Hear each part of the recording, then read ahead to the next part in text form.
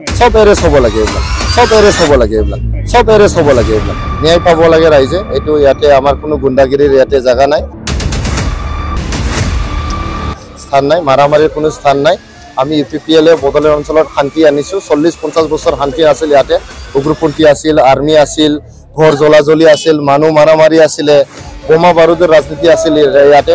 আমাৰ শান্তিৰ নায়ক প্ৰমোদ বড়ো ছাৰৰ নেতৃত্বত 2020 চনত BTR চুক্তি হোৱাৰ পিছত আমাৰ অঞ্চলত শান্তি আহিছে। দুখ লগা এটা ঘটনা হৈ গ'ল। আমাৰ গৰীব দুখীয়া আমাৰ গোসাইগাঁও টাউনৰ বাসিন্দা ইয়াতে বিজনেছ কৰি দোকান কৰি আদি কৰি জীৱন আৰু জীৱিকা চলাই আছে আৰু বহুত কষ্ট কৰি কাম কৰি খোৱা মানুহ আমাৰ গোসাইগাঁৱৰ মানুহবিলাক আৰু বহুত শান্তিপ্ৰিয় মানুহ। ইয়াৰ ভিতৰতে আমাৰ টাউন কমিটিৰ তৰফৰ পৰা আমাৰ চেয়াৰমেন ভাইচ চেয়াৰমেন কিবা এটা বিবাদত সোমাই পৰি পিছত কিছুমান কি কয় গুণ্ডা বাহিনী মাতি পেলাই আমাৰ ৰাইজৰ ওপৰত যি অত্যাচাৰ চলালে, এইটো মই UPPL দলৰ তৰফৰ পৰা এইটো মানে গৰিহণা দিছোঁ আৰু বহুত দুখ পাইছোঁ, বেয়া লাগিছে। চব আমাৰে দাদা ভাই হয়, বেলেগ মানুহ নাই। সিহঁতক যে এনেকৈ মাৰিছে আৰু চব গৰীব মানুহ হয়, এইবিলাক মানে চব্জি বিক্ৰী কৰা, ফল মূল বিক্ৰী কৰা, সৰু সৰু দোকান দি খোৱা মানুহ হয়।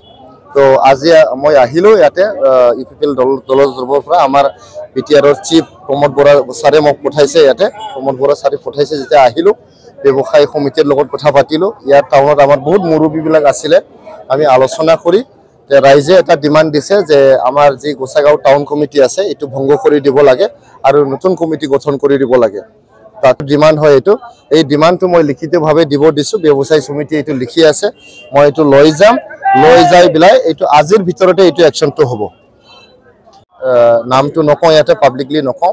2জনমান ষ্টাফ আছে, ৰাইজৰ লগত ভাল ব্যৱহাৰ নকৰে।